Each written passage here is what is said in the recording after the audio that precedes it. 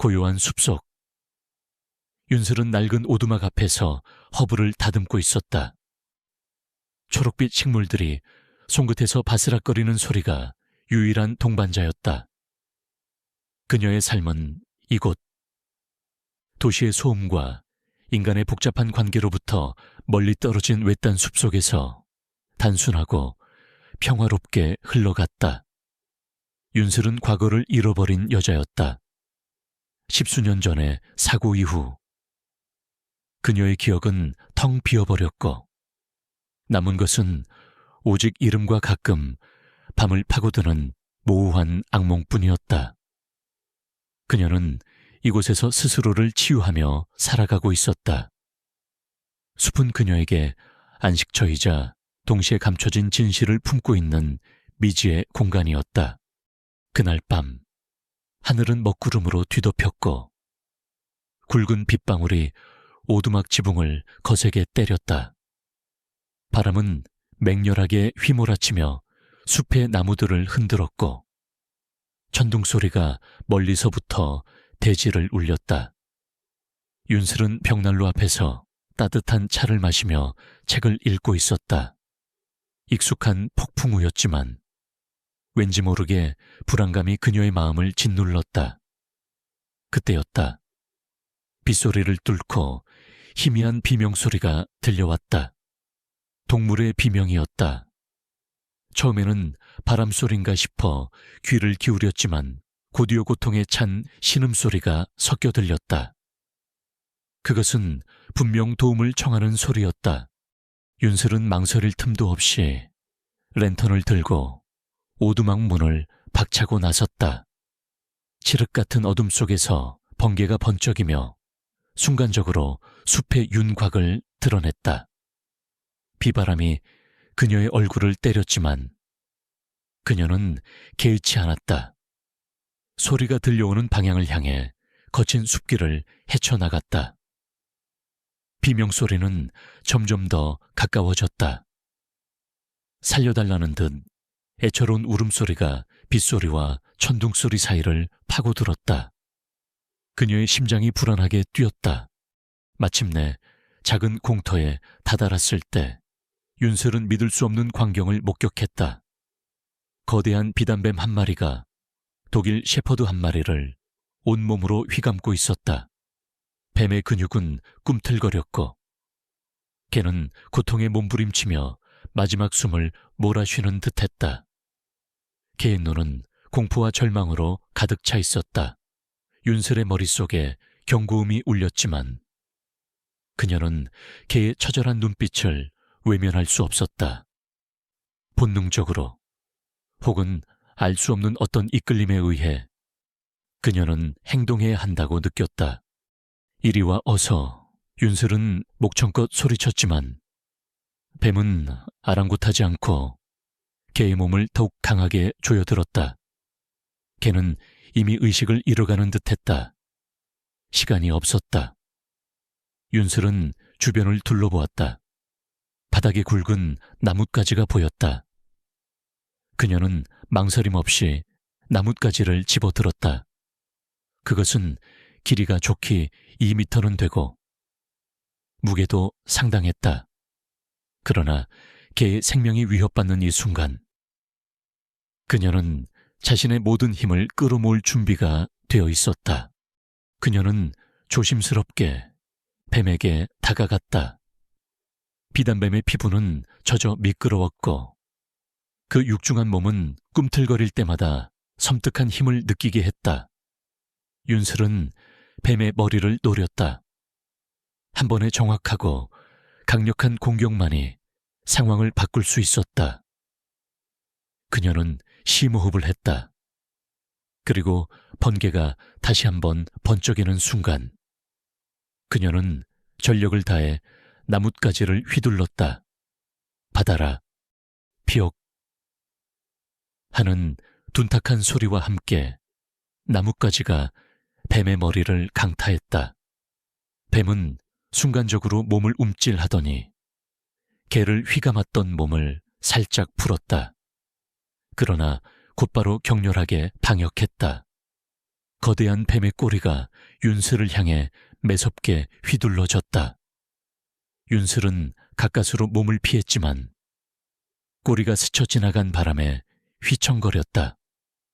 그녀는 다시 한번 나뭇가지를 휘둘러 뱀의 몸통을 때렸다.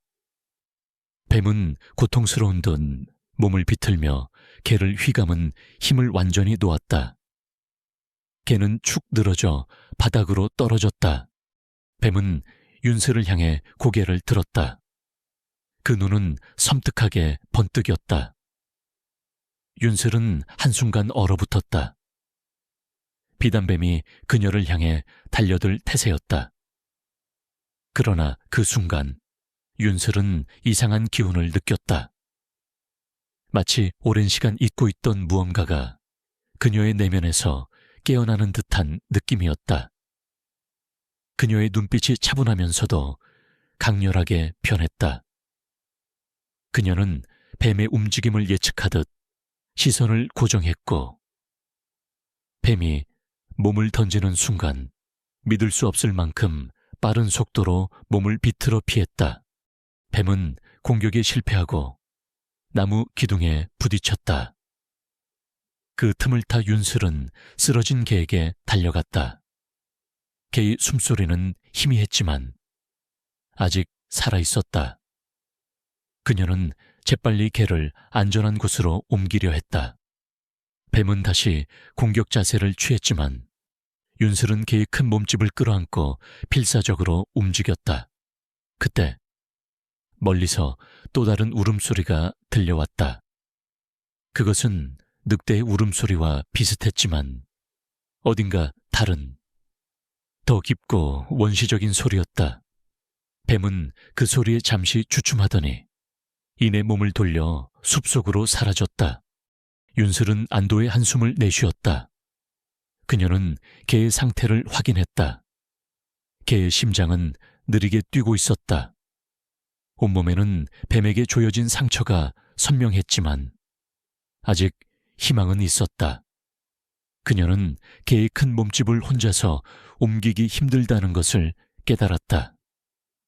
그때 그녀의 눈에 개의 목에 걸린 낡은 인식표가 들어왔다. 희미하게 글씨가 새겨져 있었다. 강철. 그리고 오래된 전화번호 몇 자리. 강철이구나. 윤슬은 개의 이름을 나지막이 불렀다. 강철은 미약하게 꼬리를 흔들었다. 윤슬은 자신의 옷을 찢어 강철의 상처를 임시로 지혈했다. 비록 기억은 없지만 그녀의 행동은 망설임이 없었다.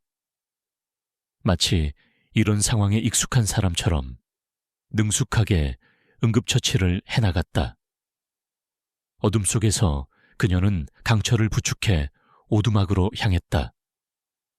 비는 여전히 내렸지만 그녀의 마음속에는 이제 불안감 대신 알 수 없는 따뜻함과 강인함이 자리 잡고 있었다.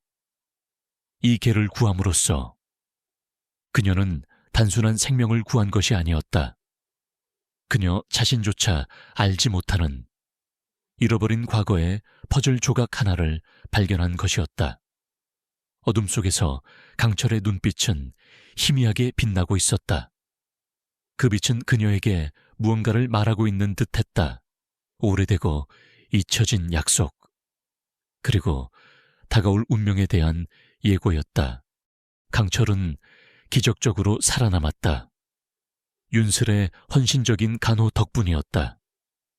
며칠 밤낮으로 그녀는 강철의 상처를 소독하고 약초를 갈아 붙여주었으며 따뜻한 물로 몸을 닦아주고 부드러운 죽을 먹였다. 강철은 눈에 띄게 회복되었고 그 과정에서 강철은 윤슬에게 단순한 동물이 아닌 깊은 유대감을 가진 존재가 되어갔다. 강철의 눈빛은 이해심이 깊고 때로는 슬픔이, 때로는 놀라운 지혜가 담겨있는 듯했다. 윤슬은 그 눈빛 속에서 묘한 편안함을 느꼈다. 마치 강철이 그녀의 잃어버린 과거를 알고 있는 유일한 존재인 것처럼 강철이 기력을 되찾으면서 윤슬은 강철의 목에 걸려있던 낡은 인식표를 자세히 살펴보았다. 희미하게 새겨진 글자는 이제 더 선명하게 보였다. 강철이라는 이름 아래에는 오래된 전화번호 몇 자리가 있었지만 흐릿해서 모두 알아볼 수는 없었다. 그리고 그 옆에는 작은 문양이 새겨져 있었다. 늑대와 달이 어우러진 듯한 문양. 어디선가 본 듯한 익숙한 느낌이 들었지만 기억은 끝내 떠오르지 않았다. 내 주인이 누구였을까? 강철, 윤슬이 나지막이 묻자 강철은 그녀의 손에 코를 비비며 으르렁거렸다. 그 소리는 마치 내가 바로 네 가족이야 라고 말하는 듯 했다. 윤슬은 강철의 털을 쓰다듬으며 생각에 잠겼다. 이게는 그녀의 과거와 어떤 연관이 있을까? 그녀는 어릴 적부터 개를 키웠던 기억이 없었다. 그녀의 기억은 텅 비어 있었고 그것은 항상 그녀를 외롭게 만들었다. 어느 날 오후 윤슬은 오두막 주변을 정리하다가 낡은 나무 상자 하나를 발견했다. 상자 안에는 먼지 쌓인 오래된 사진들과 몇몇 빛바래 문서들이 들어있었다. 사진 속에는 어린 시절의 그녀가 밝게 웃고 있었는데 그 옆에는 인자한 미소를 띠고 있는 중년 남녀가 있었다. 부모님일까? 그녀의 심장이 빠르게 뛰었다. 그리고 한 사진 속에서 윤슬은 자신과 똑같이 생긴 어린 소녀가 강철과 매우 흡사한 어린 강아지와 함께 뛰어놀고 있는 모습을 발견했다. 그 순간 윤슬의 머릿속을 강렬한 빛이 스쳐 지나갔다. 엄마, 아빠, 강철아. 목소리가 터져 나왔다. 그녀의 입에서 나온 것은 울음소리였다. 과거의 파편이 그녀의 뇌리를 강타했다.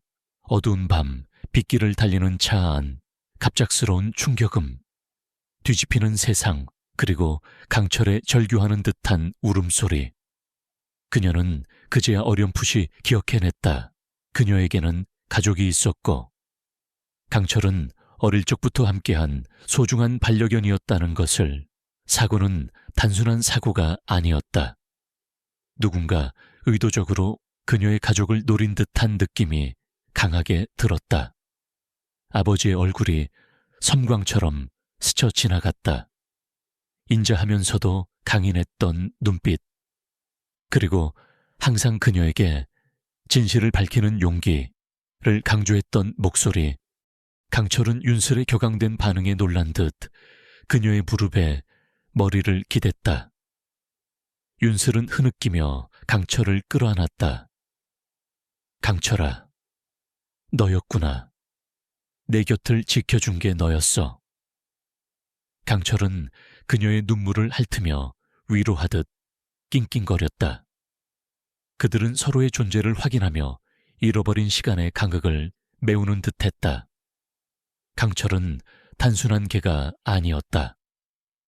그녀의 잃어버린 기억의 열쇠이자 살아있는 증인이었다. 윤슬은 상자 안의 문서들을 뒤적였다. 오래된 신문기사 조각들이 눈에 띄었다. 유명 동물학자 윤 박사. 의문의 교통사고로 사망이라는 헤드라인이 그녀의 시선을 사로잡았다. 사진 속 윤 박사는 그녀의 아버지였다. 기사 내용은 사고를 단순한 교통사고로 보도하고 있었지만 윤슬의 직감은 그것이 거짓임을 속삭였다. 아버지의 연구 기록 노트도 발견되었다. 노트에는 알 수 없는 암호와 함께 어떤 기업의 이름이 반복적으로 언급되어 있었다. 김 회장이라는 이름과 함께 사자무역, 환경 파괴, 불법 밀렵 등의 단어들이 빽빽하게 적혀 있었다. 김 회장. 윤슬은 그 이름을 중얼거렸다. 어쩐지 불길한 기운이 그녀를 감쌌다. 그녀의 잃어버린 기억, 아버지의 죽음, 그리고 강철의 존재가 모두 이 김 회장과 연결되어 있다는 직감이 그녀의 뇌리를 스쳤다. 그녀는 이제 더 이상 단순한 자연 속의 은둔자가 아니었다. 과거의 그림자가 그녀를 덮쳐왔고, 그녀는 그 그림자에 맞서야 할 운명에 처해 있었다. 강철은 윤슬의 옆에 앉아 그녀의 얼굴을 올려다보았다. 마치 이제 무엇을 해야 할지 알고 있다는 듯한 눈빛이었다. 윤슬은 노트에 적힌 내용들을 꼼꼼히 읽어 내려갔다. 아버지의 영혼은 단순한 동물학을 넘어 멸종위기, 동물보호와 불법 밀렵 조직에 대한 은밀한 추적까지 포함하고 있었다. 노트의 마지막 장에는 찢겨진 사진 한 장이 붙어 있었다. 사진 속에는 아버지가 환하게 웃고 있었고, 그의 뒤로는 거대한 사자상이 보였다. 그리고 그 옆에는 작은 글씨로 희망의 숲이라고 적혀 있었다. 윤슬은 강철의 목에 걸린 문양과 아버지의 노트 속 사자상을 연결시켰다. 이 모든 것이 우연일 리 없었다. 그녀는 이제 분명히 알았다. 강철은 아버지의 비밀을 알고 있었고, 그 비밀은 그녀의 과거, 그리고 아버지의 죽음과 직결되어 있었다. 그녀는 강철을 껴안았다. 강철아, 이제 우리 둘이 함께 아버지의 진실을 밝혀야 해. 강철은 고개를 들어 멀리 숲을 바라보았다. 그곳에는 알 수 없는 위험이 도사리고 있었지만, 동시에 잃어버린 진실을 찾을 실마리가 숨겨져 있는 듯했다. 윤슬의 눈빛은 흔들림 없이 단호했다. 그녀는 더 이상 과거를 두려워하지 않았다. 오히려 과거는 그녀에게 새로운 목적을 부여했다. 강철과의 재회는 단순한 우연이 아니었다. 그것은 잃어버린 운명을 되찾고 감춰진 진실을 파헤치기 위한 첫걸음이었다. 어두운 과거의 조각들이 맞춰지기 시작하면서 그녀의 새로운 삶의 여정이 비로소 시작되고 있었다. 윤슬은 아버지의 노트와 강철의 인식표에 새겨진 문양을 보며 깊은 생각에 잠겼다. 사자무역, 희망의 숲, 그리고 늑대와 달 문양, 이 모든 것이 마치 얽히고 설킨 실타래처럼 느껴졌다. 그녀는 강철과 함께 오두막 주변의 숲을 더 깊이 탐험하기 시작했다. 강철은 마치 길을 아는 듯 앞장서서 걸었고, 윤슬은 강철의 뒤를 묵묵히 따랐다. 숲은 낮에도 어두컴컴했고, 간간히 들리는 새소리만이 고요함을 깼다. 며칠 후, 그들은 숲의 외곽에 다다랐을 때였다. 희미하게 기계음이 들려왔다. 윤슬은 강철에게 멈추라는 신호를 보냈고, 강철은 조용히 엎드렸다. 그녀는 조심스럽게 소리가 나는 쪽으로 다가갔다. 울창한 나무들 사이로 거대한 철조망이 모습을 드러냈다. 철조망 너머로는 거대한 굴착기와 트럭들이 굉음을 내며 움직이고 있었다. 땅은 파헤쳐지고 나무들은 무자비하게 잘려나가고 있었다. 불법 채굴 현장이었다. 그리고 그곳에는 사자무역이라는 간판이 선명하게 걸려 있었다. 아버지의 노트에 적혀 있던 바로 그 이름이었다. 윤슬의 심장이 격렬하게 뛰었다. 이곳에서 아버지의 죽음과 관련된 단서를 찾을 수 있을지도 모른다는 생각에 그녀의 발걸음은 더욱 빨라졌다. 그녀는 강철과 함께 은밀하게 현장 주변을 살폈다. 경비가 삼엄했지만 윤슬은 숲에서 살아온 경험을 바탕으로 경비원들의 눈을 피해 깊숙이 침투할 수 있었다. 그때 그녀의 눈에 충격적인 광경이 들어왔다. 커다란 우리 안에 갇혀있는 동물들이었다. 콧불소, 호랑이, 그리고 사자들. 그들은 좁은 우리 안에서 불안하게 움직이고 있었다. 밀렵된 동물들을 불법적으로 거래하는 현장이 분명했다. 갑자기 숲속 깊은 곳에서 섬뜩한 울음소리가 들려왔다. 그것은 사자의 포효였다. 그러나 우리에 갇힌 사자들의 소리가 아니었다. 더 크고 더 위협적인 야생의 포효였다. 채굴 현장의 인부들과 경비원들이 순간적으로 술렁거렸다. 그때 윤슬은 강철의 몸이 미세하게 떨리는 것을 느꼈다. 강철은 으르렁거리며 숲속을 응시했다. 마치 그곳에 무언가가 있음을 경고하는 듯했다. 곧이어 무성한 덤불 사이에서 거대한 그림자들이 나타났다. 수컷 사자 한 마리와 암컷 사자 2마리였다. 사자 무리였다. 그들은 위험 있는 자태로 채굴 현장을 향해 다가왔다. 인부들은 혼비백산하여 도망치기 시작했다. 경비원들은 총을 겨누었지만 사자들의 위압적인 기세에 감히 발포하지 못했다. 윤슬은 숨을 죽이고 그 광경을 지켜보았다.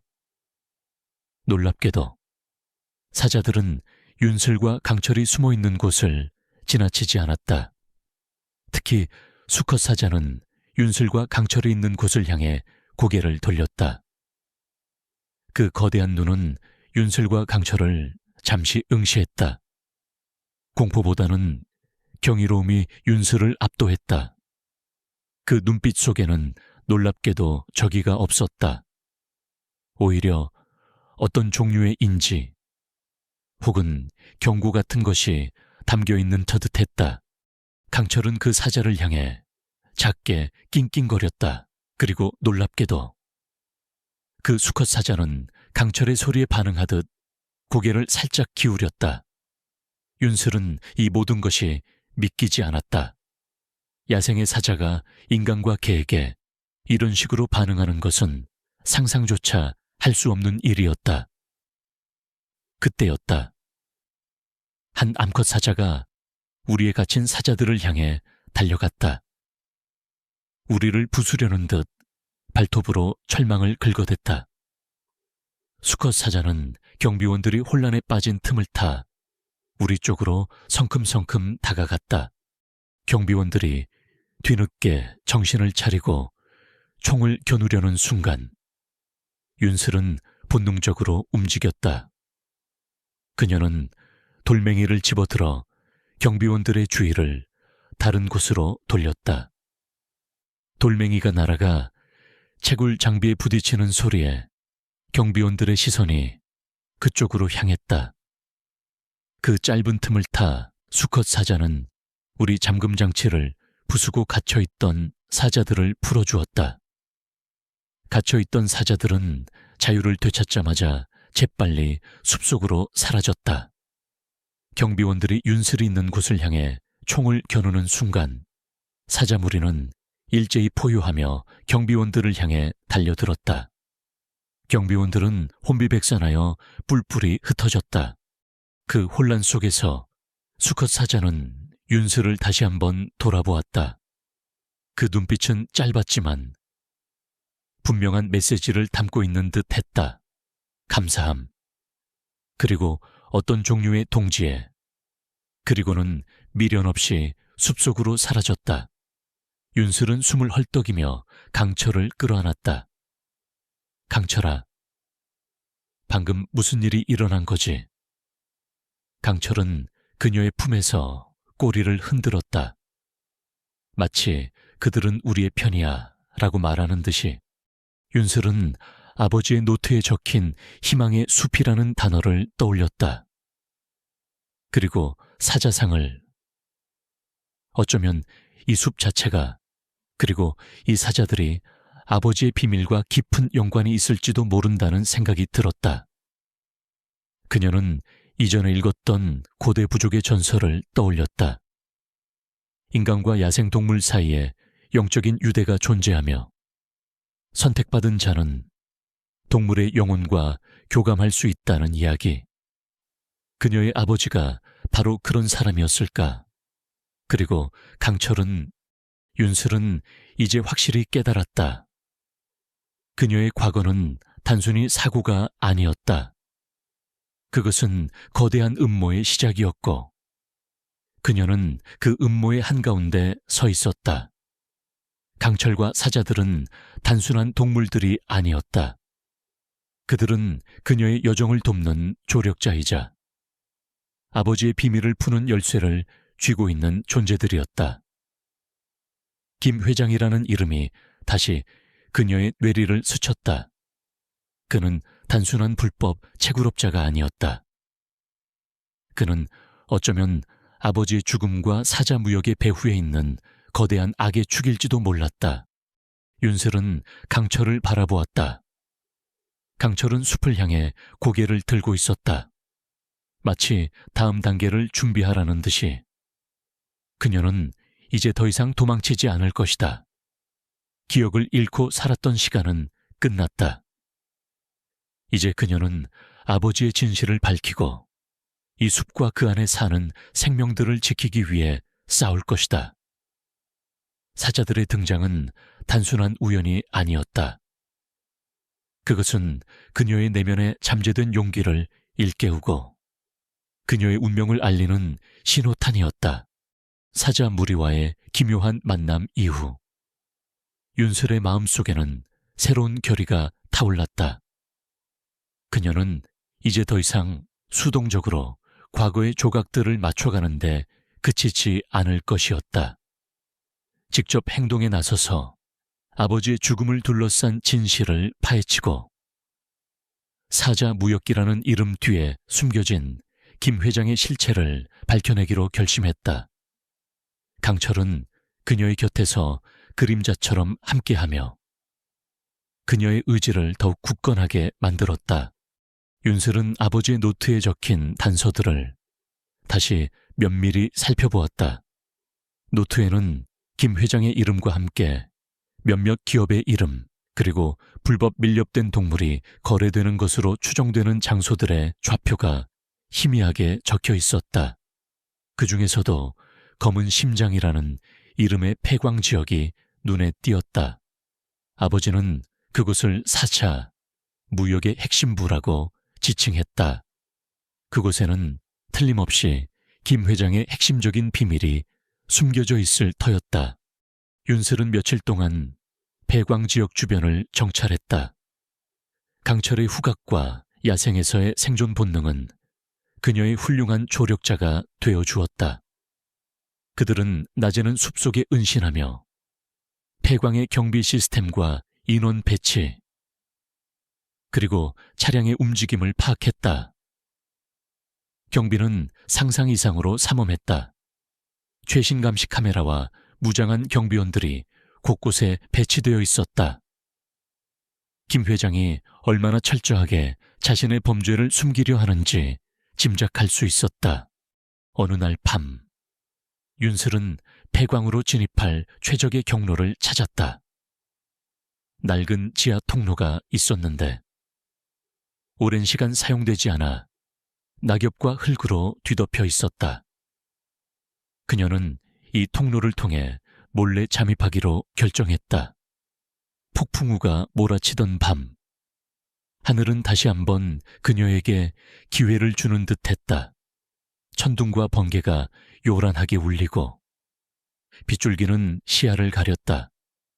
그녀는 강철에게 신호를 보냈다.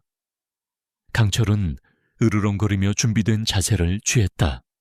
그녀는 어둠 속에서 조심스럽게 통로로 진입했다. 통로 안은 습하고 컴컴했으며 알 수 없는 냄새가 진동했다. 강철은 킁킁거리며 앞장섰다. 얼마 지나지 않아 그들은 폐광 내부의 거대한 지하 공간에 도달했다. 그곳은 거대한 지하 감옥 같았다. 수많은 우리들이 늘어서 있었고 그 안에는 멸종위기 동물들이 갇혀 있었다. 사자, 코끼리, 희귀한 새들까지. 그들은 모두 고통스러운 눈빛으로 윤슬을 바라보고 있었다. 이런 끔찍한 곳이. 윤슬은 주먹을 꽉 쥐었다. 그때 멀리서 사람들의 목소리가 들려왔다. 그녀는 강철과 함께 재빨리 큰 철제 상자 뒤로 몸을 숨겼다. 목소리는 점점 더 가까워졌다. 몇 명의 남자들이 대화를 나누며 다가왔다. 그들의 대화 내용은 윤슬을 경악하게 만들었다. 김 회장님, 지시대로 곧 아프리카로 보낼 준비 다 됐습니다. 이번 건만 성공하면 회장님은 더 이상 손댈 사람 없어. 윤 박사처럼 멍청하게 설치는 놈은 없어야지. 윤 박사 그 자식. 끝까지 우리 방해하려다 결국 그렇게 된 거 아니야. 윤슬의 심장이 얼어붙었다. 윤 박사, 그들은 분명 그녀의 아버지를 이야기하고 있었다. 그녀의 아버지는 단순한 사고로 죽은 것이 아니었다. 김 회장에 의해 살해당한 것이었다. 맹렬한 분노가 그녀의 온몸을 휩쓸었다. 그녀는 숨을 헐떡였지만 이성을 잃지 않으려 애썼다. 그녀는 모든 것을 똑똑히 들어야 했다. 남자들은 계속해서 대화했다. 그들은 김 회장이 동물 밀렵을 통해 막대한 부를 축적하고 있으며 정치권과도 결탁하여 자신의 범죄를 은폐하고 있다는 사실을 스스럼없이 이야기했다. 그들은 심지어 윤슬의 가족이 과거에 김 회장의 불법 행위를 폭로하려다 제거되었다는 사실까지 언급했다. 윤슬은 이를 악물었다. 그녀의 가족은 김 회장의 탐욕과 잔인함의 희생양이었다. 그때 윤슬은 남자들이 들고 있는 서류 뭉치를 발견했다. 서류에는 사자무역국제 밀거래 보고서라고 적혀 있었다. 그것은 김 회장의 범죄를 입증할 결정적인 증거일 터였다. 남자들이 자리를 비운 틈을 타 윤슬은 강철에게 신호를 보냈다. 강철은 소리 없이 다가가 서류 뭉치를 물어왔다. 윤슬은 재빨리 서류를 훑어보았다. 김 회장의 서명과 함께 수많은 불법 거래 내역이 상세하게 기록되어 있었다. 심지어 그녀의 아버지에게 누명을 씌웠던 증거 조작에 대한 내용까지. 그들은 증거를 확보했지만 탈출은 쉽지 않았다. 그때 지하 깊은 곳에서 또 다른 소리가 들려왔다. 어흥, 그것은 사자의 포효였다. 놀랍게도 그 소리는 위협적이기보다 무언가를 알리는 듯했다. 잠시 후 철창에 갇혀있던 사자들이 불안하게 움직이기 시작했다. 그들은 윤슬과 강철이 있는 곳을 바라보았다. 그들의 눈빛에는 절망과 함께 알 수 없는 희망이 스쳐 지나가는 듯했다. 윤슬은 서류 뭉치를 품에 숨기고 강철과 함께 통로를 통해 다시 밖으로 나가려 했다. 그러나 그때 경비원들이 그들의 흔적을 눈치채고 폐광 내부로 들이닥쳤다. 거기 누구야? 총성이 울리고 윤슬은 강철과 함께 필사적으로 도망쳤다. 폐광은 미로 같았고 사방에서 경비원들의 그림자가 그들을 쫓았다. 궁지에 몰린 순간 윤슬은 갇혀있던 동물들의 우리를 발견했다. 그녀는 망설임 없이 우리 잠금 장치를 부수기 시작했다. 미안해, 강철아. 하지만 이걸 두고 갈 수는 없어. 강철은 그녀의 행동을 이해하듯 주위 경비원들을 향해 맹렬하게 짖으며 시간을 벌어주었다. 한 우리, 두 우리, 마침내 마지막 우리 문이 열렸다. 사야, 코끼리, 심지어 작은 원숭이들까지. 그들은 자유를 되찾자마자 혼란에 빠진 경비원들을 향해 달려들었다. 아수라장이 된 패광은 그들에게 탈출할 기회를 주었다. 그 혼란 속에서 윤슬은 뒤를 돌아보았다. 갇혀있던 사자 중 한 마리가 그녀를 향해 고개를 숙이고 있었다. 마치 고맙다는 듯이. 그리고 그 옆에는 야생에서 그녀를 도와주었던 수컷 사자와 암컷 사자들의 그림자가 어른거리는 듯 했다. 그녀는 강철과 함께 어둠 속으로 사라졌다. 그녀의 손에는 아버지의 진실과 김 회장의 죄악을 밝힐 결정적인 증거가 들려 있었다. 이제 그녀는 도망자가 아니었다. 정의를 찾아 나선 복수자이자 잃어버린 가족의 명예를 되찾으려는 용감한 딸이었다. 패광에서의 탈출은 윤슬에게 단순한 도주가 아니었다. 그것은 김 회장의 추악한 진실과 마주한 순간이었고 잃어버린 기억의 조각들이 맞춰지는 결정적인 전환점이었다. 그녀는 숲속으로 달아나며 품속의 서류 뭉치를 꽉 쥐었다. 강철은 그녀의 곁을 묵묵히 지키며 어둠 속에서도 그녀를 이끌어 주었다. 그들의 발걸음은 더 이상 불안에 떨지 않았다. 복수와 정의를 향한 굳건한 발걸음이었다. 오두막으로 돌아온 윤슬은 서류 뭉치를 펼쳤다. 밤새도록 그녀는 서류들을 분석했다. 사자무역의 조직도, 불법 거래처 목록, 그리고 정관계 로비 내역까지. 김 회장이 얼마나 거대한 범죄 네트워크를 구축했는지 한눈에 알 수 있었다. 특히 그녀의 눈길을 사로잡은 것은 아버지의 연구 노트와 관련된 내용이었다. 아버지의 노트에는 김 회장의 불법 행위뿐만 아니라 멸종 위기 동물을 보호하기 위한 그녀의 아버지의 혁신적인 연구 내용도 담겨 있었다. 아버지는 단순히 동물을 사랑한 것이 아니었다. 그는 동물의 생태를 이용해 자연을 치유하고 심지어는 특정 종의 특별한 능력을 통해 인류에게 도움을 줄 수 있는 방법을 연구하고 있었다.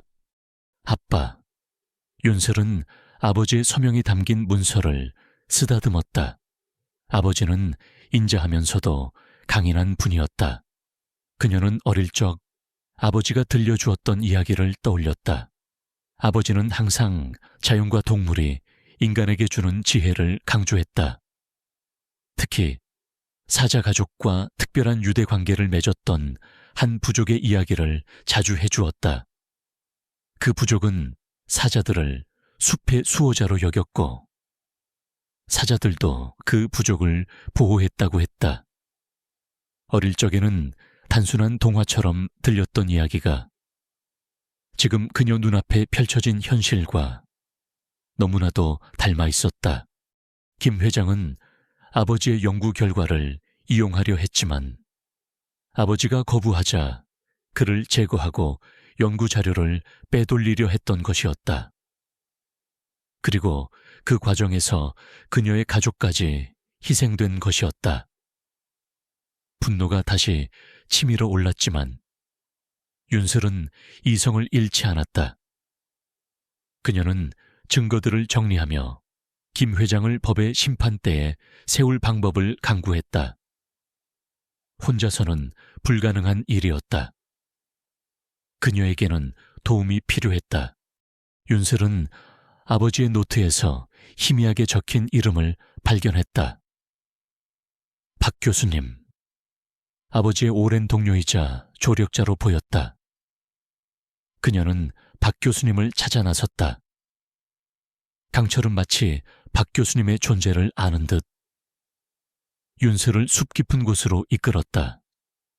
며칠을 헤맨 끝에 그들은 숲속 외땅옷에 자리한 낡은 연구소에 도착했다.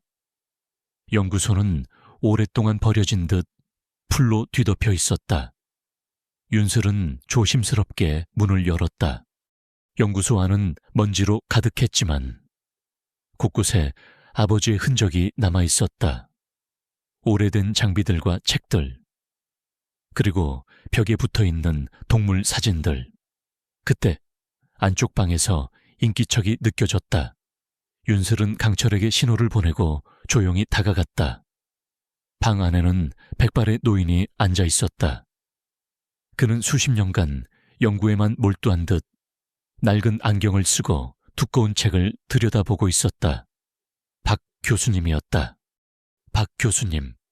윤슬이 조심스럽게 부르자 노인은 깜짝 놀라 고개를 들었다. 그의 눈에는 경계심이 가득했지만 이내 윤슬의 얼굴을 유심히 살폈다. 그리고는 그의 눈이 휘둥그레졌다. 윤 박사님 따님. 아니, 윤슬이. 박 교수님은 윤슬을 보자마자 격하게 끌어안았다. 그는 윤슬의 아버지를 잃은 슬픔과 윤슬이 살아 돌아왔다는 기쁨에 울음을 터뜨렸다. 그는 윤슬에게 그녀의 과거에 대해 이야기해 주었다. 윤슬의 아버지는 박 교수와 함께 사자무역계 불법 행위를 오랫동안 추적해 왔다고 했다. 특히 김 회장이 멸종위기 동물을 밀렵하여 불법적인 생체 실험을 하고 있다는 사실을 밝혀내려 했다고 했다. 윤슬의 가족이 겪은 사고는 김 회장이 그들의 입을 막기 위해 저지른 계획적인 살인이었다. 강철이 살아있었구나. 박 교수님은 강철을 쓰다듬으며 눈물을 흘렸다. 그날 강철이 너를 구하기 위해 혼자 도망쳤다가 다시 돌아왔단다. 윤 박사님이 강철에게 너를 지키라고 마지막 명령을 내리셨지. 강철은 박 교수님의 품에 안겨 낑낑거렸다. 그들의 재회는 단순한 만남이 아니었다. 잃어버린 시간과 슬픔을 치유하는 감동적인 순간이었다. 윤슬은 박 교수님에게 폐광에서 가져온 서류들을 보여주었다. 박 교수님은 서류들을 보며 경악했다. 이런 끔찍한 일들이. 김 회장이 이렇게까지 타락할 줄은 몰랐네. 박 교수님은 이 서류들이 김 회장의 모든 죄를 밝힐 결정적인 증거라고 말했다. 그러나 김 회장의 세력은 막강했고 함부로 움직이면 위험하다고 경고했다. 하지만 우리는 더 이상 숨어 있을 수 없어요. 윤슬은 단호하게 말했다. 아버지가 돌아가시고 가족이 뿔뿔이 흩어진 건 다 김 회장 때문이에요. 이 진실을 세상에 밝혀야만 해요. 박 교수님은 윤슬의 눈빛에서 아버지와 똑같은 강인함을 보았다. 그는 고개를 끄덕였다. 좋아, 내가 널 돕겠다. 윤 박사님을 위해서라도. 그리고 이 불쌍한 동물들을 위해서라도. 박 교수님은 윤슬에게 김 회장의 조직에 대해 자세히 설명해 주었다. 김 회장은 단순한 밀렵꾼이 아니었다. 그는 국제적인 범죄 조직과 연계되어 있었고 그의 손에는 무장한 사병들이 있었다. 박 교수님은 또한 숲속의 사자 무리에 대해서도 이야기했다. 그 사자들은 단순한 야생 동물이 아니란다. 네 아버지의 연구 덕분에 그들은 이 숲의 수호자가 되었지. 그리고 너는 너의 아버지처럼 그들과 교감할 수 있는 특별한 능력을 물려받은 것 같구나. 윤슬은 사자 무리가 자신과 강철을 보호해 주었던 순간들을 떠올렸다. 그것은 우연이 아니었다. 그것은 아버지의 유산이자 그녀의 숨겨진 힘이었다. 그녀는 이제 단순한 피해자가 아니었다. 김 회장의 악행을 막고 정의를 구현할 유일한 희망이었다. 박 교수님의 도움으로 윤슬은 김 회장을 무너뜨릴 치밀한 계획을 세우기 시작했다. 그녀는 더 이상 혼자가 아니었다. 강철, 그리고 보이지 않는 곳에서 그녀를 지켜주는 사자무리, 그리고 박 교수님이라는 든든한 조력자가 그녀의 옆에 있었다. 김 회장에게 심판의 시간이 다가오고 있었다. 윤슬과 박 교수님은 김 회장을 무너뜨릴 치밀한 계획을 세웠다. 그들의 목표는 단순한 복수가 아니었다. 김 회장의 모든 불법 행위를 세상에 폭로하고 그에게 합당한 법의 심판을 내리는 것이었다. 이를 위해 그들은 김 회장이 주최하는 비밀 경매 파티를 노리기로 했다. 이 경매는 밀렵된 희귀 동물들이 은밀하게 거래되는 장소였으며 김 회장이 주요 인사들과 결탁하는 현장이기도 했다. 윤슬은 이곳에서 결정적인 증거를 확보하고 김 회장의 가면을 벗겨낼 계획이었다. 김 회장은 항상 최측근만 데리고 다니고 경비가 삼엄할 거야. 박 교수님이 우려 섞인 목소리로 말했다. 특히 그의 비서인 강민호는 김 회장의 그림자나 다름없어 조심해야 한다. 윤슬은 고개를 끄덕였다. 그녀는 김 회장의 비서인 강민회에 대한 정보를 수집했다. 강민호는 과거 김 회장에게 큰 은혜를 입어 충성을 맹세한 인물로 김 회장의 모든 더러운 비밀을 알고 있는 핵심 인물이었다. 경매 파티 당일 윤슬은 박 교수님이 준비해준 고급스러운 드레스를 입고 변장했다. 그녀의 외모는 놀랍도록 아름다웠지만 그 아름다움 뒤에는 강철 같은 의지가 숨겨져 있었다. 강철은 외부에서 그녀를 기다리며 비상 상황에 대비하기로 했다. 파티장은 화려했지만 윤슬의 눈에는 위선과 탐욕으로 가득 찬 곳으로 보였다. 그녀는 침착하게 움직이며 김 회장의 동선을 파악했다. 김 회장은 파티의 중심에서 위선을 떨고 있었다. 그의 옆에는 강민호가 그림자처럼 붙어 있었다. 윤슬은 그들의 대화를 엿듣기 위해 조심스럽게 접근했다. 그들의 대화는 그녀의 아버지의 연구와 관련된 것이었다. 김 회장은 아버지의 연구 결과를 불법적인 방식으로 이용하려 했고 그 과정에서 윤슬의 아버지를 방해물로 여겨 제거했다는 사실이 다시 한번 확인되었다. 그때 윤슬의 눈에 익숙한 사자 문양이 새겨진 작은 브로치가 들어왔다. 강민호의 옷깃에 달려 있었다. 윤슬은 그 브로치가 단순한 장식이 아님을 직감했다. 그것은 김 회장과 강민호 사이에 어떤 비밀스러운 연결, 고리임을 암시하는 듯했다.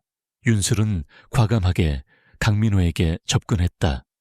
실례합니다. 이 브로치가 참 아름답네요. 강민호는 의심스러운 눈초리로 윤슬을 바라보았다. 관심 있으십니까? 네. 이런 문양은 흔치 않아서요. 특별한 의미라도 있나요? 윤슬은 강민호의 반응을 살폈다. 그의 눈빛이 순간적으로 흔들렸다.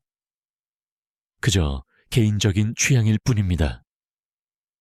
강민호는 애써 침착하게 대답했지만 그의 목소리에는 미세한 떨림이 있었다.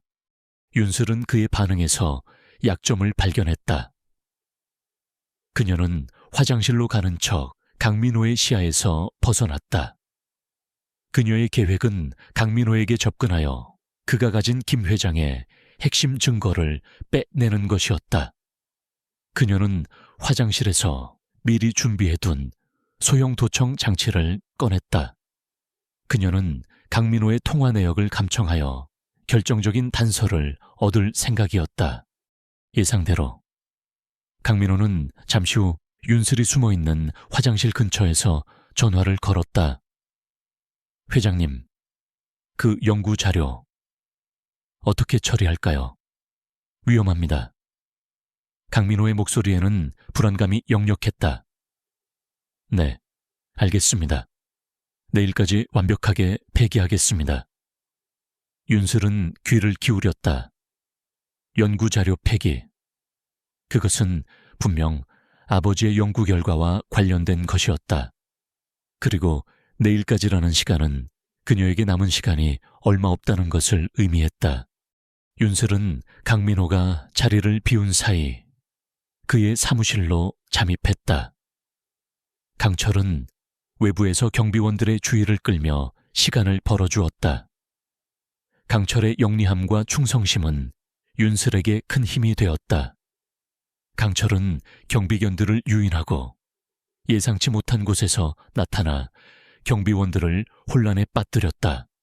사무실 안은 철저하게 잠겨 있었지만 윤슬은 과거 아버지에게 배웠던 기술을 이용해 자물쇠를 풀었다. 사무실 안은 깔끔하게 정돈되어 있었지만 윤슬의 눈은 중요한 단서를 놓치지 않았다. 책상 서랍 안에서 낡은 사진첩을 발견했다. 사진첩 안에는 어린 강민호가 윤슬의 아버지와 함께 찍은 사진이 있었다. 그리고 그 뒤에는 윤슬의 아버지의 친필로 강민호, 나의 제자라고 적혀 있었다. 강민호, 아빠의 제자였어. 윤슬은 충격을 받았다. 강민호는 단순한 김 회장의 비서가 아니었다. 그는 아버지의 제자였고 어쩌면 아버지의 연구에 대해 가장 잘 알고 있는 인물일지도 몰랐다. 그녀는 다시 한번 서류들을 뒤적였다. 그리고 서랍 깊숙한 곳에서 USB 하나를 발견했다. USB에는 최종 연구 보고서라고 적혀 있었다. 이것이 바로 김 회장이 없애려 했던 아버지의 핵심 연구 자료였다. 그때 발소리가 들려왔다. 강민호가 돌아오는 소리였다. 윤슬은 재빨리 USB를 챙기고 숨었다. 강민호는 사무실로 들어와 윤슬이 손댄 흔적을 발견했다. 그의 얼굴에는 분노와 함께 당황한 기색이 역력했다. 그는 곧바로 김 회장에게 전화를 걸어 상황을 보고했다. 회장님, 사무실에 누군가 침입했습니다. 연구 자료가 사라졌습니다. 김 회장의 고함 소리가 전화기 너머로 들려왔다.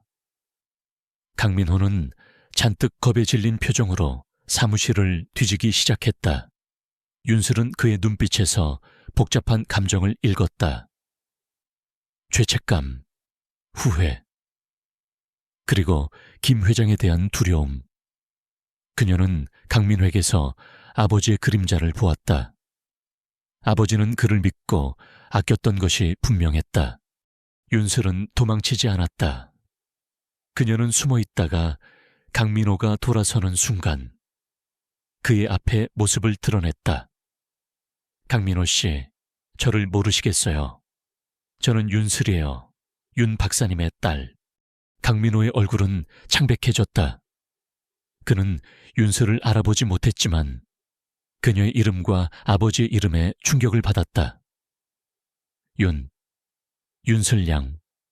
그의 목소리가 떨렸다. 네. 아버지가 당신을 제자로 아끼셨다는 걸 알아요. 당신이 아버지의 연구를 김 회장에게 넘긴 건가요? 윤슬의 목소리는 차분했지만 날카로운 비수가 되어 강민호의 심장을 찔렀다.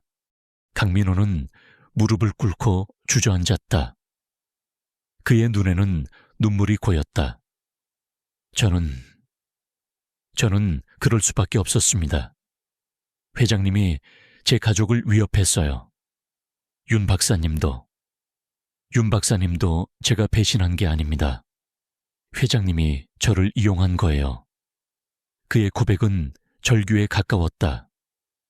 그는 김 회장의 협박에 못 이겨 아버지를 배신할 수밖에 없었던 것이었다. 그는 김 회장의 죄를 입증할 수 있는 또 다른 증인이 될 수 있었다.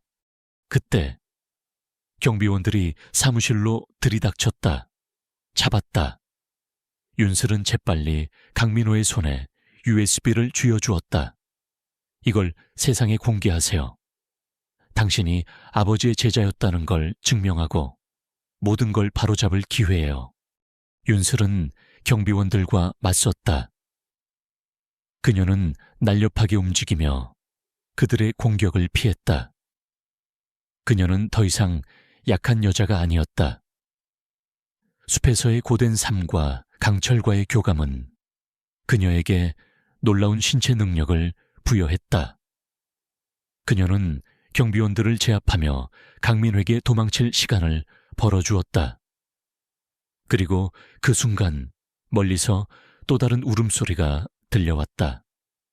사자들의 포효였다. 그것은 윤슬에게 힘을 불어넣고 김 회장의 패배를 예고하는 듯했다. 경매 파티장은 아수라장이 되었다.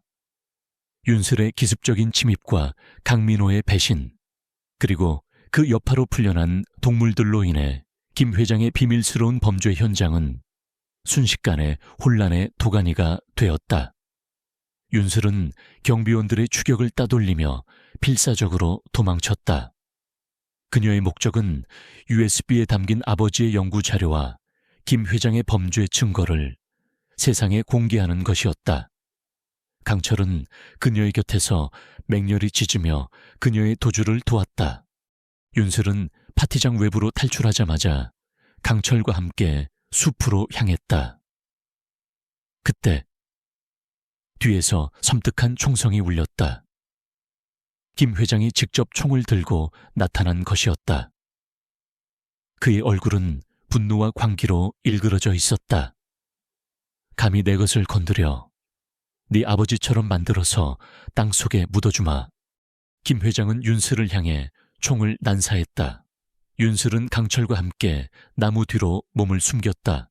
총알이 나무를 스쳐 지나가는 소리가 귓가를 스쳤다. 위기의 순간이었다. 그때 숲속 깊은 곳에서 거대한 그림자들이 나타났다. 바로 사자무리였다. 수컷 사자를 필두로 한 사자들은 김 회장과 그의 남은 경비원들을 향해 맹렬하게 포효하며 달려들었다. 사자들의 기세에 김 회장과 경비원들은 혼비백산하여 총을 난사했지만 사자들의 압도적인 힘 앞에서는 무용지물이었다. 사자들은 경비원들을 제압하고 김 회장을 궁지로 몰아넣었다. 김 회장은 공포에 질려 도망치려 했지만 수컷 사자는 그의 앞을 막아섰다. 사자의 거대한 발이 김 회장의 가슴을 짓밟았고 김 회장은 고통스러운 비명을 질렀다. 그의 얼굴에는 과거 윤슬의 아버지를 죽음으로 몰아넣었던 오만함 대신 처절한 공포만이 남아있었다. 그 순간 강민호가 나타났다. 그의 손에는 USB가 들려 있었다. 회장님, 이제 그만하십시오. 더 이상 죄를 짓지 마십시오. 강민호는 김 회장에게 다가가려 했지만 김 회장은 마지막 발악으로 총을 들어 강민호를 향해 겨냥했다. 네, 이 배신자 죽어라. 총성이 울렸다. 그러나 총알은 강민호가 아닌 그를 보호하려 달려든 수컷 사자의 어깨를 맞췄다. 사자는 고통에 신음했지만 김 회장을 향한 눈빛은 더욱 강렬해졌다. 윤슬은 충격을 받았다. 사자가 강민호를 보호하기 위해 총알을 맞은 것이었다. 이 모든 것이 아버지의 연구와 사자무리의 유대감과 연결되어 있다는 사실이 다시 한번 그녀의 뇌리를 스쳤다. 윤슬은 더 이상 망설이지 않았다. 그녀는 김 회장에게 달려들었고 그의 손에서 총을 빼앗아 던져버렸다. 이제 끝이야. 김 회장, 당신의 죄는 세상에 드러날 거야. 그때 경찰차가 사이렌을 울리며 현장에 도착했다. 박 교수님이 경찰에 신고했던 것이었다. 경찰은 김 회장과 그의 남은 경비원들을 체포했다. 김 회장은 발악하며 저항했지만 그의 권력은 이미 무너져 내린 뒤였다. 사자들은 자신들의 임무를 마친 듯 조용히 숲속으로 사라졌다. 부상당한 수컷 사자도 무리 속으로 돌아갔다. 며칠 후 김 회장의 범죄는 언론을 통해 세상에 공개되었다. USB에 담긴 증거들과 강민호의 증언, 그리고 박 교수님의 지원은 김 회장의 모든 죄를 명명백백하게 밝혀냈다. 그는 불법 밀렵, 환경 파괴, 살인교사 등 수많은 죄목으로 기소되었고 결국 법의 심판대에서 무거운 형량을 선고받았다. 강민호는 자신의 죄를 뉘우치고 속죄하는 마음으로 아버지의 연구 자료를 복원하고 아버지의 뜻을 이어받아 동물 보호 활동에 헌신하기 시작했다. 그는 윤슬에게 진심으로 용서를 구했고 윤슬은 그를 용서했다. 과거의 아픔은 여전히 존재했지만 용서와 치유를 통해 새로운 미래를 만들어갈 수 있다는 희망을 보았다. 윤슬은 더 이상 외로운 숲속의 은둔자가 아니었다. 그녀는 아버지의 유산을 이어받아 동물보호운동가이자 환경운동가로 활동했다. 그녀는 숲의 수호자가 된 사자무리와 특별한 유대감을 유지하며 그들과 함께 자연의 평화를 지켰다. 강철은 언제나 그녀의 곁을 지키는 가장 충성스러운 친구이자 동반자였다. 그들은 함께 숲을 가꾸고 멸종위기 동물을 보호하며 인간과 자연이 조화롭게 공존하는 세상을 만들어가는데 기여했다. 가끔 윤슬은 밤하늘의 달을 보며 아버지의 얼굴을 떠올렸다. 아버지는 그녀의 곁을 떠났지만 그의 정신과 가르침은 윤슬의 삶에 깊이 뿌리내려 있었다. 그녀는 아버지의 희생이 헛되지 않았음을 알았다. 사자들과의 기적적인 만남, 그리고 강철과의 재회는 그녀에게 잃어버린 가족의 사랑과 진정한 용기를 되찾아 주었다. 그녀의 삶은 비극으로 시작되었지만 결국에는 사랑과 희망, 그리고 정의로 가득 찬 의미 있는 삶이 되었다. 숲은 이제 더 이상 슬픔의 장소가 아니었다. 그것은 희망과 치유, 그리고 영원한 생명의 상징이 되었다. 이 이야기를 읽어주셔서 감사합니다. 채널을 응원하고 싶으시다면 구독과 공유 부탁드립니다.